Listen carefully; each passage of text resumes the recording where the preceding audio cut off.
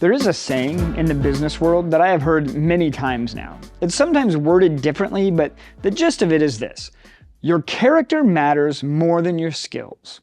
Why? Because when the character is already present, the skills can be taught. Without the character, the skills often lead to conflict. This reality is even more pronounced when we are talking about things in the spiritual realm. Having skills is great, but having character is better. History is filled with people who made an incredible impact on those around them, not because they had amazing skills, but because they had great character. What we see in the end of Acts 14 is the character of Paul and Barnabas. They enter a new city, Lystra, and meet a man who was born without the ability to walk. As Paul is speaking, he sees this man's faith and heals him. The people of the city see this healing and think Paul and Barnabas are the Greek gods Zeus and Hermes, and begin the process of making sacrifices to them. When Paul and Barnabas realize what is happening, they explain that they are men just like everyone else and are trying to get the people to turn from false gods to the true and living God who made all things. Verse 18 tells us that they barely restrained the priests of Zeus from sacrificing to them. When I read this, what stands out to me is the integrity of Paul and Barnabas. They could have said, if we are gods to them, maybe they will listen better. We could command them to believe in Jesus. They don't do this because how we share the gospel matters. Don't use gimmicks or false pretenses. Have integrity and preach the gospel. As this passage goes on, we see how easily swayed people are.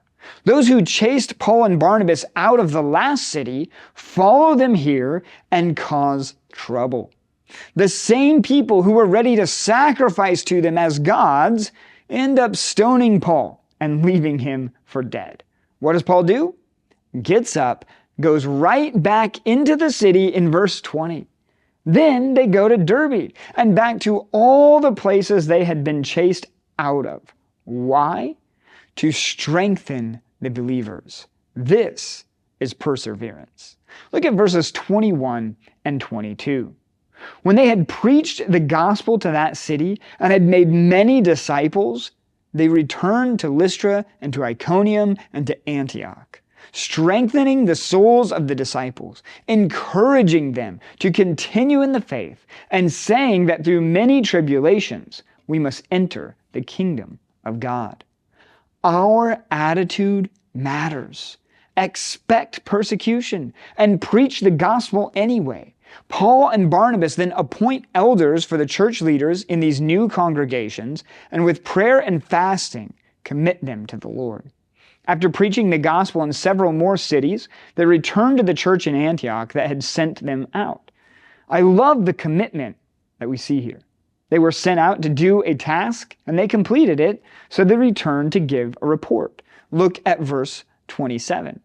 And when they arrived and gathered the church together, they declared all that God had done with them and how he had opened a door of faith to the Gentiles. Our support network matters. Paul and Barnabas had the support of the local church. They had been sent out by this body of believers, and now they reported back to it. I don't know about you, but hearing what God has done through the faithfulness of those who have been sent out is always encouraging to me. The character of Paul and Barnabas is what made the difference in this journey. They had integrity and did not take advantage of people to share the gospel. They showed perseverance as they faced opposition and violence, and yet faithfully shared the gospel. They showed commitment as they returned to their church and reported all that God had done in and through them. What kind of character do you and I display? This passage challenges me to not be discouraged in sharing the gospel. Sometimes people will listen, sometimes they won't. God calls us to faithfully share about Jesus. Who will you share with next?